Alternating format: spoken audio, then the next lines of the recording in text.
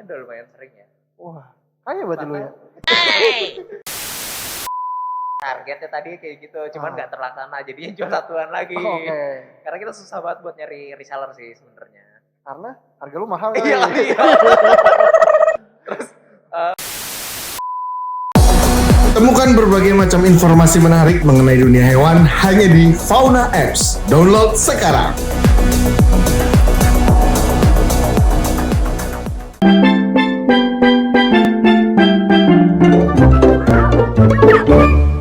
Oke, kembali lagi di The Faro Show dan hari ini kita kembali ke perdunia amisan. Kita hari ini kedatangan Bapak Raka dari Rizky.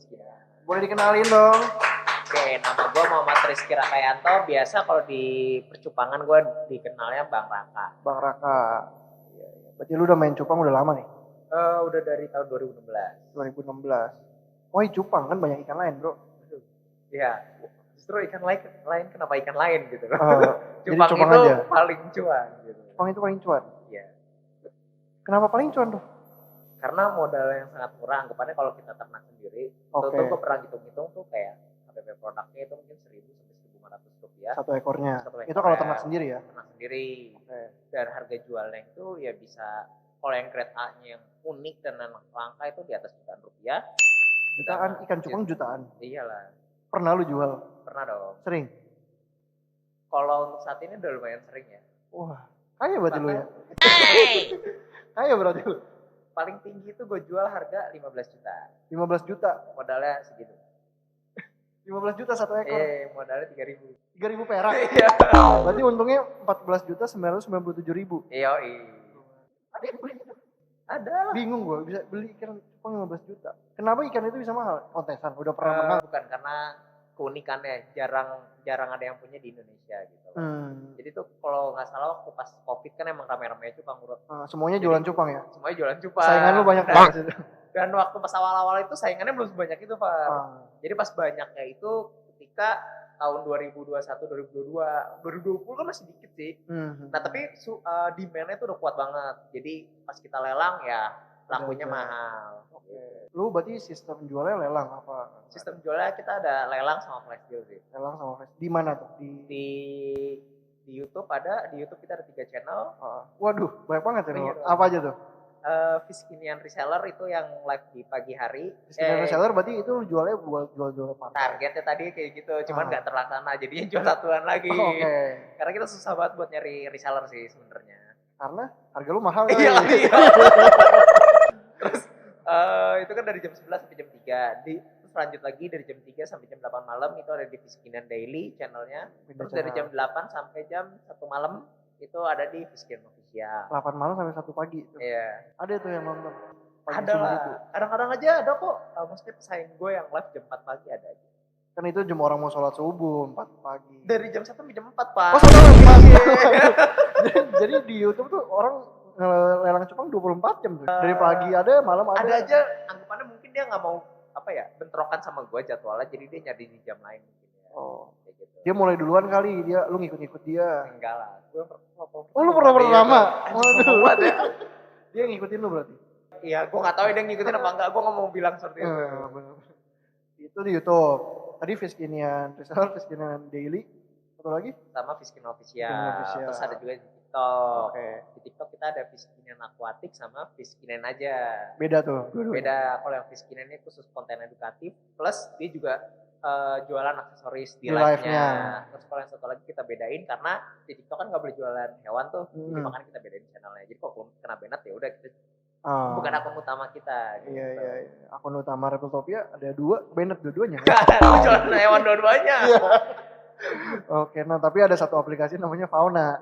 Itu lu bisa jual. Iya, itu bisa jualan cupang di sana nggak kena banned. Gitu. Kita bisa lelang juga, bisa jualan juga di sana. Tapi dia udah bisa langsung ada ininya nggak sih, Bar? Apa sih namanya? Untuk pengiriman? Pengiriman nanti kita tetap manual sih by chat. Cuman mungkin kedepannya sistemnya bisa kita itulah. Doain aja. Siapa tahu Bapak mau invest uang ke Fauna kan bisa kita benerin sistemnya. Siap. Nah, cupang berarti yang lagi happening di Januari 2024 ini apa? Jenis apa? Januari 2024 sebenarnya nih kalau untuk Januari 2024 masih belum ada yang happening. Maksudnya masih belum kelihatan lah. Tapi kalau misal tahun 2023 akhir-akhir itu dia jenis Red Gold Galaxy atau biasa disebut RGG. RGG keren ya. Red Gold Galaxy. Itu yang lagi bisa dibilang happening belakangan ini lah. Belakangan ini.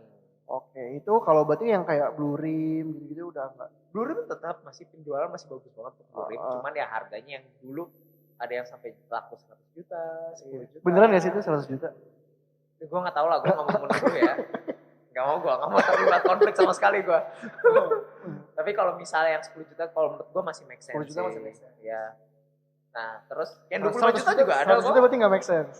Oh, ya bisa aja make sense, tergantung ya anjing jebak anjing. Tapi kalau sekarang Blue Rim itu ya palingan range-nya itu di harga 50.000 sampai 250.000. Oke, masih bisa jual laku segitu lah. Ya, bahkan jutaan pun masih bisa yang grade com-nya. Gitu. Laku 2 juta 3 juta lah. Nah, terus gue lihat di Fiskinian tuh belakangan ini cupang Thailand. Itu emang beda sama cupang yang ada di market Indonesia. Tongfinnya yang ekor panjang itu sedikit berbeda karena treatment dari dianya juga beda. Karena gue udah cobain breeding di Indo, hasilnya nggak sebagus Thailand. Jadi kenapa ya? Maksudnya kan bisa lu bawa ke sini terus lu ternak di sini kan? Udah gue ternak di sini hasilnya nggak sebagus itu. Hasilnya kalau untuk yang over half moon-nya ya, entah kenapa mungkin karena tempatnya kan pakai botol gepeng, terus juga pakannya beda sama di Indo. Di Indo kan cacing, butuh air. Di sana itu pakai kuning telur. Terus pengurasan juga bisa dibilang mungkin hampir rutin tiap hari karena tempatnya kecil banget. Rajin disemprot. Ya? Enggak. Lu mau bilang orang Indo enggak rajin? Enggak, enak aja. Siapa mau bilang. Kuning telur lu enggak coba kasih kuning telur? Kalau kuning telur pasti ngefek ke kualitas air lah. Airnya harus lebih sering diganti berarti kalau. Iya, cuman kan kalau ini capek ya. Oh capek, berarti orang sini males ya. Tapi emang nggak bisa pakai sistem ya ganti air cupang itu nggak bisa pakai sistem. Karena gue tahu ada supermarket ikan cupang. Anjing punya gue lagi ya. Iya kan lo bikin kan sistem filter ganti sistem air otomatis, filtrasi otomatis itu ya, smart tank namanya. Nah kalau yang kayak gitu tetap cupang itu maunya airnya benar-benar full diganti. Jadi gue udah nyoba difiltrasi doang jelek. Jadi lebih bagus kalau mau pakai smart tank itu ya ditambahin sisanya dibuang gitu loh. Kalau mau kayak gitu. Tapi kalau kecampur ya airnya. Tapi masih nggak masalah lah. Nggak masalah. Tapi dibandingkan yang punya gua yang dulu tuh, yang di supermarket cupang terbesar di Indonesia. Cuma ada satu anjing. Nah itu kalau misalnya yang punya gua, dia kan cuma muter aja, bawahnya kayak arwana gitu loh. Di bawahnya ada apa sih namanya? Subfilter. Subfilter apa ya namanya? Gua nggak ngerti bahasanya. Busa-busa. Nah, batu-batunya jadi cuma muter aja tuh, nggak nambah air sama sekali. Nah itu ikan pada sakit. Jadi gua nggak gunain lagi. Kalau mau gitu ada satu tangki airnya buat gantiin airnya semua yang disambungin jadi semua gitu ya. Jadi habis airnya masuk keluar itu langsung kebuang. Nggak dipakai lagi. Cupang maunya seperti itu. Berarti sekarang udah nggak lu pakai lagi tuh? Ya raknya dipakai, teman sistemnya nggak dipakai. Udah beli mahal-mahal nggak dipakai? Lu beli sistem itu maksudnya dari luar, ngembangin dari luar apa emang udah pernah ada? Udah pernah ada sih, waktu itu yang bikin tuh orang Bogor. Terus gue yang minta ke tukangnya juga buat bikinin di store gue gitu. Ingat gak tuh mesin itu berapa duit? Ya 100-an. Buat ganti itu rak semuanya tuh, yang 7. Udah sama akuariumnya juga. Kaya berarti ya lu ya. Beli akuarium cupang aja 100 juta. Berarti kan investasi bro. Benar, ini maksudnya aset ya. Aset walaupun ada yang lebih murah ya. Iya. Kan biar keren. Betul. Tapi sekarang masih ada, masih jalan. Masih jalan. Kalau orang mau walk-in belanja mana? Bisa. Ada di mana? Berantakan ya, cuman masih bisa. Ada di Pondok Cabe depan lapangan terbang tuh. Cari aja Fiskinian sih pasti nongol lagi. Rukonya satu doang apa ada? Kebetulan ada bawah 4 atas 5. Deretan berarti itu Fiskinian. Iya. Berarti orang-orang nge-live juga di situ ya? Orang-orang nge-live juga di situ, tinggal juga di situ.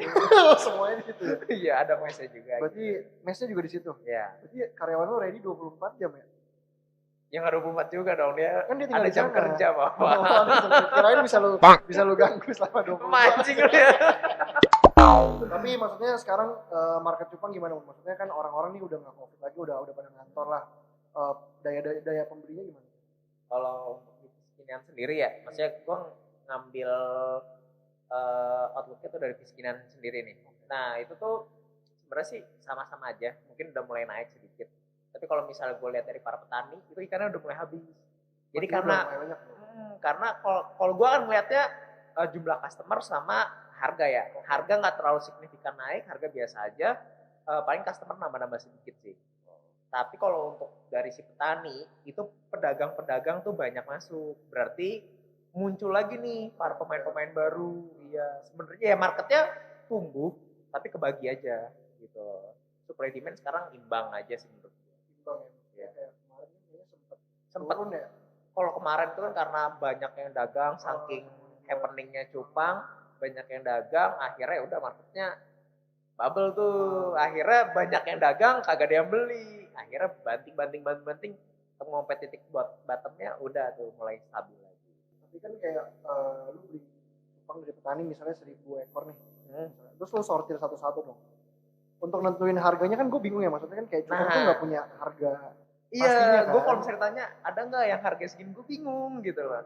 Jadi kalau misal di Piskinan sendiri, gue tuh cukup kayak ngasih tahu nih harga termurahnya buat kalian jual untuk batch yang ini tuh segini. Misalnya gue ngambil nih modalan sekian, gue palingan 2 kali 2 tuh ngambil margin 50%, tapi nanti para host gue atau seller-seller gue itu bakalan ngembangin lagi tuh, harga bisa dinaikin lagi, dilelang lagi, totalnya lakunya lebih mahal. Intinya kalian harus apa?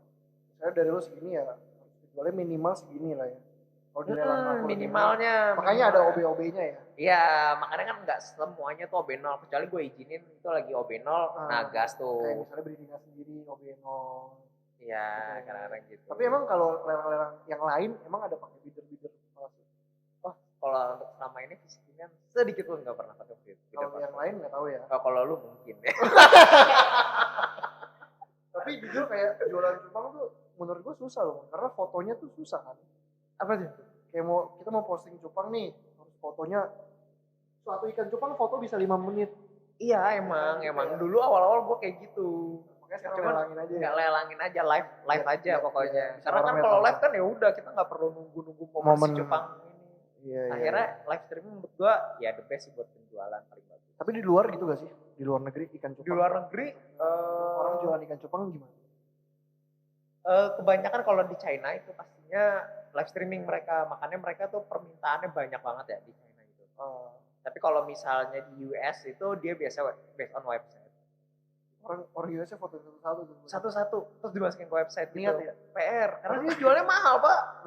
Dia jualnya itu range $30, $50, $500,000, $450 dong. Belinya dari lu? Ada lu ada ekspor ya? Gue ada ekspor juga, tapi ekspornya lebih ke Cina sih. Gue lebih senang main quantity. Karena kalau untuk buyers di US atau di Europe, itu biasanya lebih pengennya tuh kualitas. Dan minta itu kayak di foto satu-satu. Males banget ya? Aduh, gue mendingan jualan di live gue dulu. Mending lu datang ke sini lu pilih sendiri ya. Tapi sebenarnya sih nggak apa-apa gue foto satu-satu kalau untuk lokal ya. Tapi kalau untuk buyers luar itu malahan kayak ini udah foto capek-capek satu-satu, udah seneng nih harganya laku mahal, pas perjalanan mati pak gitu loh. Lu kasih garansi juga? Kasih garansi dong. Tapi orang Cina ambil? Orang Cina banyak. Pas kemarin-kemarin tuh gue lagi banyak-banyak ke bayar Cina, cuman ya itu udah bisa bahasa Mandarin dong. Langsung ada translate-nya. Tapi harga cupang di sana gimana? Berapa? Nah itu tuh, kalau misal untuk harga cupang di sana kayaknya juga mereka ngambil untungnya juga kecil deh. Karena gue gak tau apa gue dibohongin apa gimana.